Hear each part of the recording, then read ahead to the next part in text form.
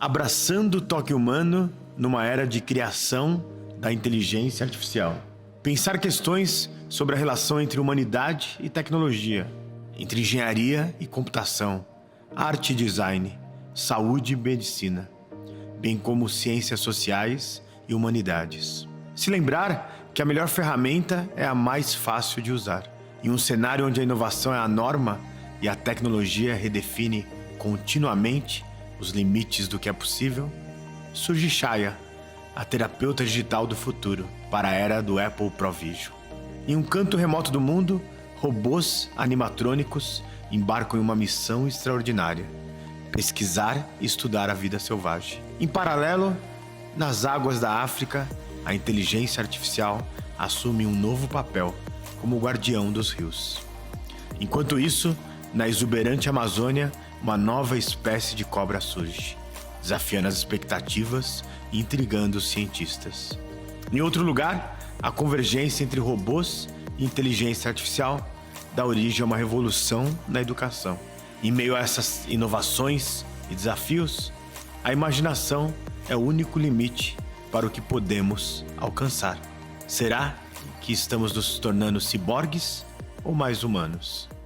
Isto é o imponderável.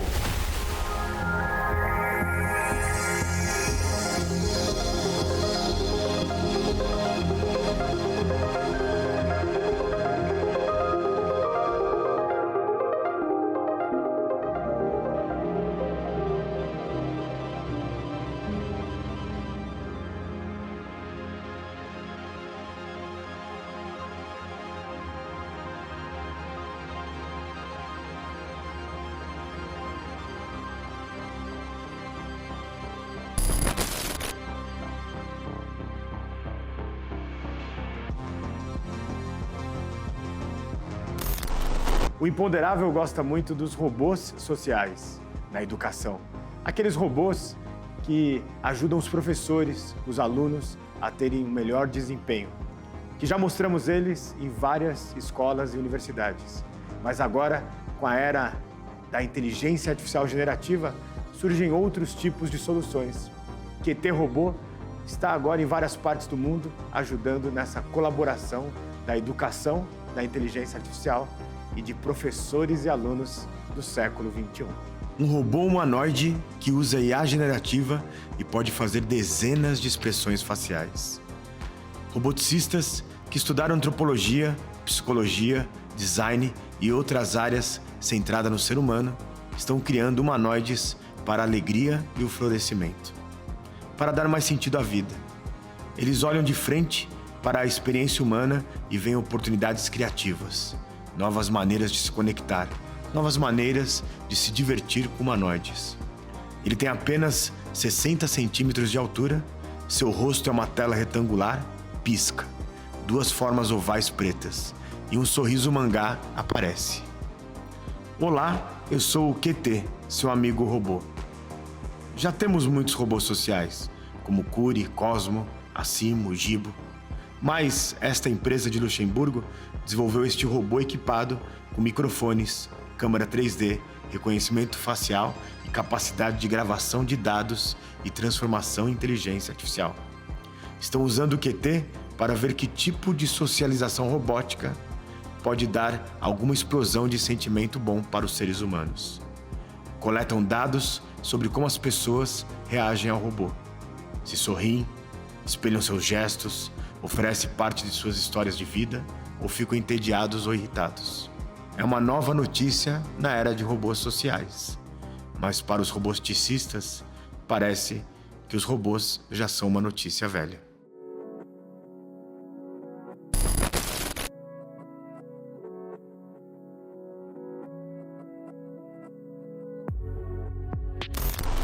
As notícias da diversidade. Foram 15 anos de estudos. Foram para locais que era difícil acesso. E agora, uma nova sucuri, que é chamada de anaconda. Ela tem 8 metros de comprimento e 200 quilos. Ela é uma sucuri verde, celebrada pelos cientistas. E um apresentador de um programa já foi nadar com ela nos rios da Amazônia, para Nós, do Imponderável, que gostamos da inovação, da diversidade, do meio ambiente, descobrir uma nova espécie em tempos que espécies se vão é uma grande conquista para essa nova era. Uma gigantesca serpente foi descoberta na floresta amazônica. 15 anos de estudos. A enorme anaconda mede 8 metros, pesa mais de 200 quilos e sua cabeça é do mesmo tamanho que a de um humano. A nova espécie de sucuri, chamada anaconda verde do norte, foi descrita em um estudo envolvendo cientistas de 9 países.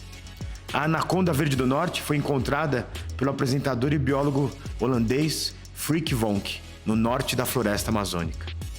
Até agora, apenas uma espécie de anaconda gigante foi reconhecida na Amazônia. Apesar das duas sucuris parecerem idênticas à primeira vista, a diferença genética entre as duas é de quase 6%. Este percentual é considerado enorme, já que humanos e chimpanzés, por exemplo, são geneticamente diferentes entre si em cerca de apenas 2%. Pesquisadores passaram anos analisando amostras genéticas. A descoberta revela ainda mais sobre a riqueza e a diversidade da fauna amazônica.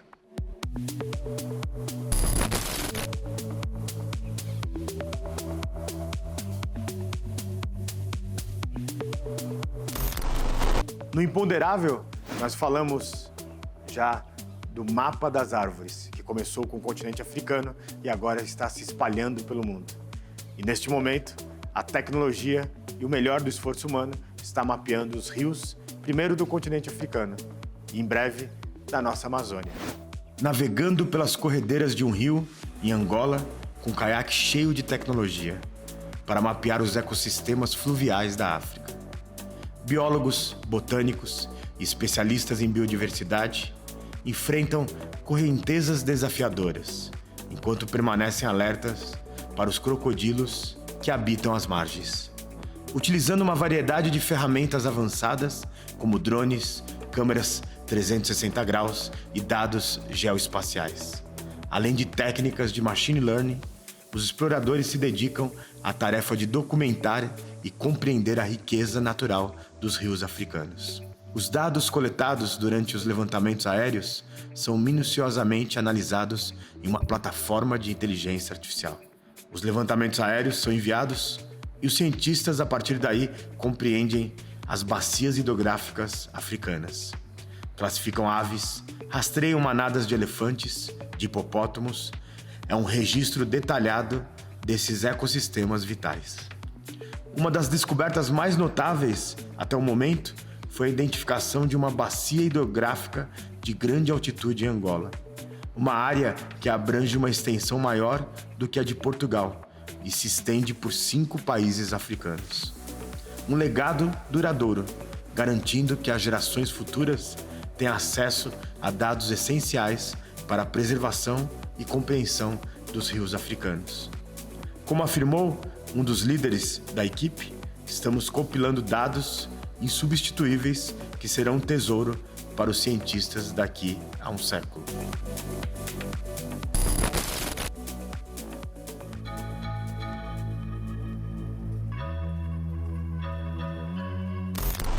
Algoritmos, empreendedorismo e criptomoedas.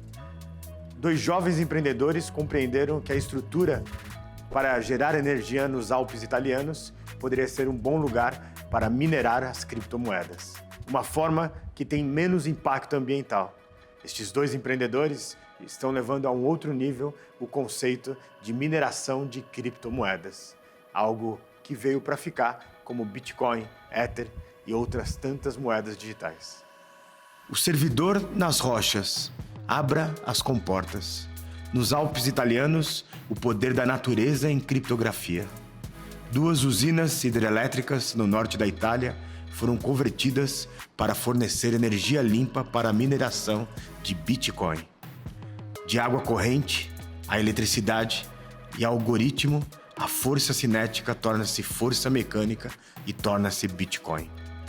Alps Blockchain é uma startup fundada na cidade de Trento, no norte da Itália, por 2 jovens empreendedores, Francesco e Francesca, ambos na casa dos 20 anos. identificaram uma oportunidade na infraestrutura de engenharia subutilizada da Itália e agora estão usando a energia de 2 usinas hidrelétricas para alimentar máquinas de mineração de Bitcoin. Estes servidores especializados operam 24 horas por dia realizando provas de trabalho, processando fórmulas matemáticas para extrair novas unidades de criptomoeda.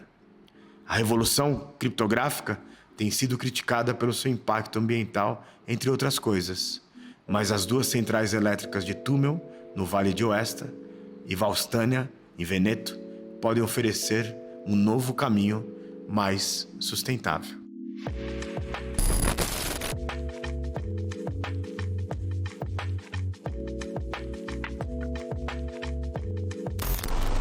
Uma conceituada produtora britânica especializada em filmar a vida selvagem está utilizando robôs para poder chegar perto dos seres que eles desejam gravar. Eles têm desde golfinhos, polvos, caranguejos e uma série de outros animais para chegar bem perto de um filhotinho de uma baleia, para entender a migração dos caranguejos vermelhos. É uma nova forma de levar a tecnologia perto dos animais e nos trazer cenas que ficam gravados na nossa retina e na nossa memória por muito tempo.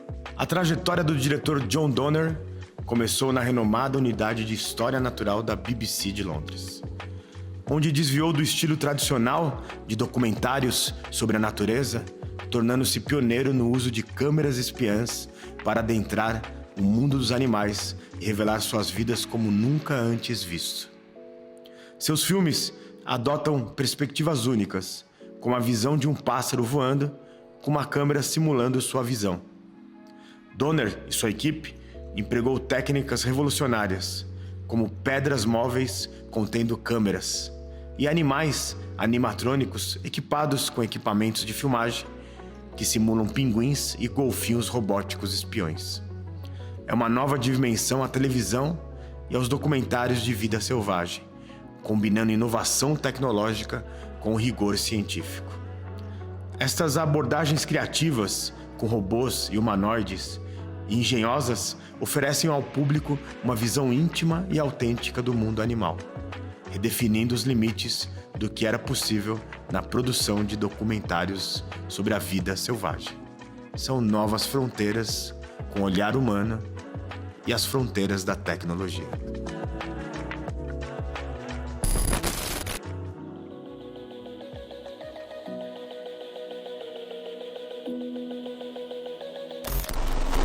E a sopa de letrinhas que vem com a inteligência artificial agora nasce Sora, dos mesmos criadores do ChatGPT, só que neste caso você escreve o que deseja criar num filme e a inteligência artificial rapidamente desenvolve um filminho de 60 segundos. Alguém foi lá e pensou numa cena onde tubarões estavam navegando em cima da Quinta Avenida. Colocaram um tipo de um urso com panda caminhando dentro de um mini escritório. É a criatividade e a inovação que vem com essas palavrinhas, essa sopa de letrinhas, LLMs, VAIs e uma série de novos conceitos para nos trazer a explosão da criatividade. E a sua mente? E a sua criação? O que você faria com a inteligência artificial para criar uma cena nova na sociedade? Sora, a mais recente maravilha da inteligência artificial, atinge novos patamares.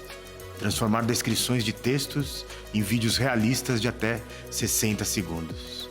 Sora não é apenas mais uma IA, é uma força criativa que transforma textos em vídeos fabulosos, abrindo um universo de possibilidades criativas e inovadoras. As preocupações crescentes sobre como os vídeos falsos, artificiais, pioram a desinformação e a desinformação em todo o mundo também estão no centro disso. Por exemplo, um vídeo de demonstração começa com um texto que descreve uma mulher estilosa caminhando por uma rua de Tóquio, repleta de neon brilhante e sinalização animada da cidade. Outros exemplos incluem cachorro brincando na neve, ou tubarões nadando no ar entre os arranha-céus da cidade. Sora combina 2 abordagens diferentes de inteligência artificial, o modelo de difusão e a arquitetura do transformador. Especialistas afirmam que é um mecanismo de física baseado em dados, que pode simular mundos. uma nova engenharia social. Precisamos encontrar outras formas de adaptação como sociedade. Um seleto grupo de pessoas estão testando o Sora. São especialistas em combater a desinformação, conteúdo de ódio e preconceito. Este teste é vital, porque os vídeos artificiais podem permitir que maus atores gerem imagens falsas para, por exemplo, assediar alguém ou influenciar uma eleição política. A desinformação alimentadas por deepfakes gerados por IA são uma grande preocupação para os líderes acadêmicos, empresariais, governamentais e todos os setores, bem como os especialistas de inteligência artificial. As empresas de IA colaboram com as redes de mídia social e os governos para lidar com essa escalada global de desinformação. E a Sora, por enquanto, utiliza processos automatizados destinados a impedir que a IA gere representações de violência, conteúdo sexual, imagens de ódio e políticos ou celebridades reais. Essas medidas de segurança são cruciais. Bem-vindos a uma nova era. Quer ficar por dentro das novidades da tecnologia, dos bastidores das gravações e muito mais conteúdo na tela do seu celular? Siga @imponderável no Instagram e mergulhe no universo de ciência, tecnologia e futuro.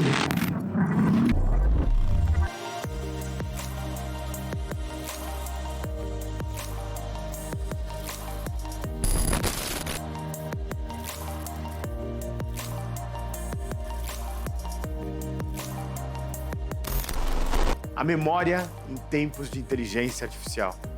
O Japão desenvolveu uma urna para colocar as cinzas de quem já partiu e ela ser enviada para o mar.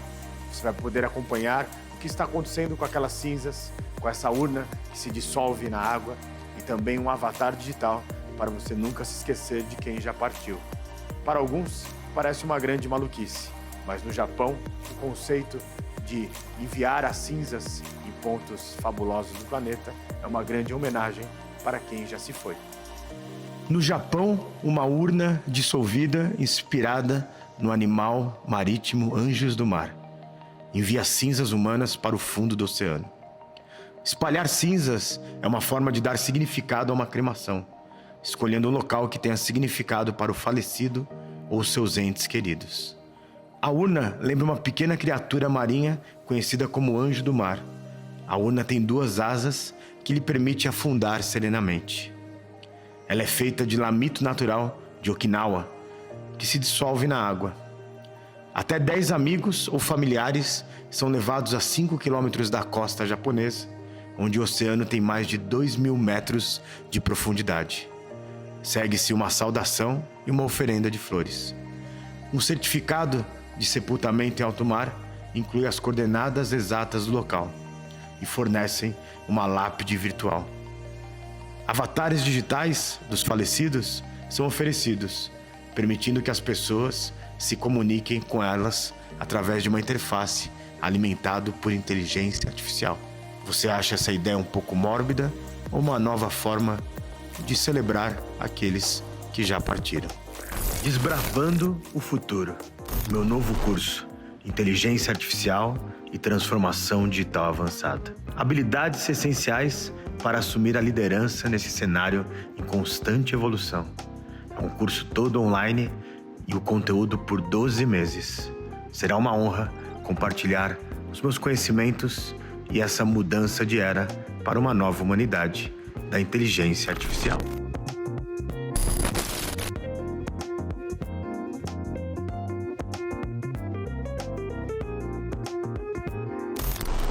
Terapeuta digital com inteligência artificial. Esta é Shaya, uma nova aplicação para os Apple Pro Visions. Ele é um terapeuta que não vai substituir os seres humanos, mas você consegue conversar sobre trabalho, futuro, divórcio, todos os assuntos que levamos para a terapia. É a inteligência artificial, a realidade imersiva se encontrando com uma nova fase dos seres humanos e máquinas. O terapeuta virtual Shaya pode ajudar a saúde mental das pessoas que utilizam o Apple Vision Pro.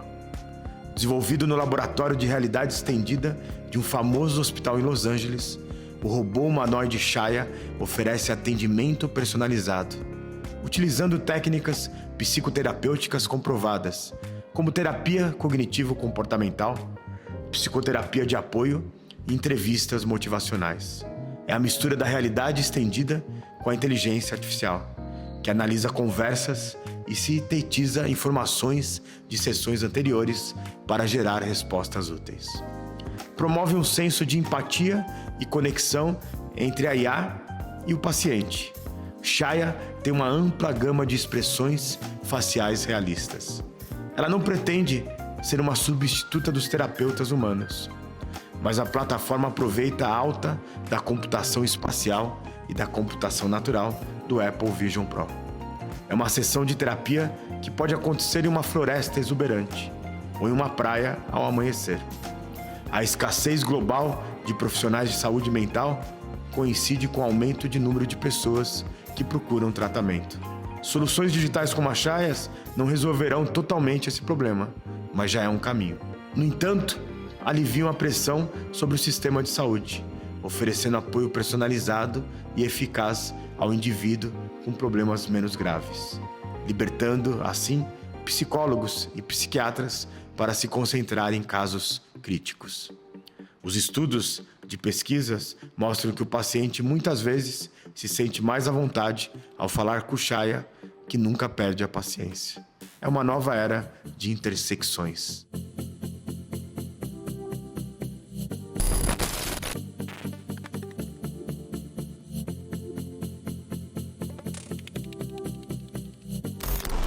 Toda nova era traz os seus desafios e as suas oportunidades. O grande desafio na era da inteligência artificial generativa é combater o que se chama deepfake, que é pegar fotos ou vídeos de qualquer pessoa e colocar ela em locais que ela nunca esteve, em situações que ela nunca viveu. Uma menina, aluna exemplar, foi chamada na sua diretoria. Fotos e vídeos dela estavam rodando pela escola. Se descobriu que meninos da sua classe, pegaram fotos das suas últimas férias e transformaram em algo que era repugnante. Esta menina foi à luta e está reunindo os republicanos e os democratas nos Estados Unidos para passar uma lei que consegue, pelo menos, conter e punir quem está fazendo deepfake. As escolas estão enfrentando desafios sem precedentes devido ao impacto da inteligência artificial e outras tecnologias acessíveis aos alunos a qualquer momento, em qualquer lugar. Francesca Mani foi convocada ao escritório do conselheiro de sua escola secundária em Nova Jersey. Como aluna do segundo ano, de 14 anos, esgrimista competitiva, Francesca geralmente evitava problemas. Contudo, ela se viu no centro de um escândalo fotográfico envolvendo imagens falsas geradas pela inteligência artificial. Ela foi uma das 30 meninas de uma escola em Nova Jersey que foram vítimas de deepfake, imagens manipuladas com a inteligência artificial. Os meninos da escola usaram fotos de Francesca e de suas colegas para criar imagens sem o seu consentimento. Francesca disse: "Ficamos tão indignadas. Muitas meninas estavam chorando." Este incidente leva a questões cruciais sobre os limites éticos no uso crescente de conteúdo gerado por IA. Francesca Mani está empenhada em denunciar pessoas que buscam ativamente enganar os outros. A linha entre o conteúdo humano e sintético está cada vez mais tênue, gerando dúvidas e preocupações sobre onde exatamente está a fronteira.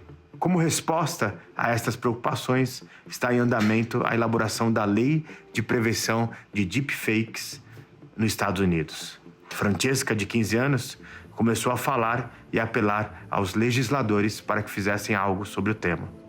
Depois veio o escândalo com pessoas famosas, como Taylor Swift. Depois disso, senadores estabeleceram penalidades civis e criminais para a criação e compartilhamento não consensual de deepfake. A lei está no Congresso americano. Como disse Enola Holmes, que é a irmã fictícia de Sherlock Holmes, minha mãe acreditava que a privacidade era a maior virtude e a mais frequentemente violada.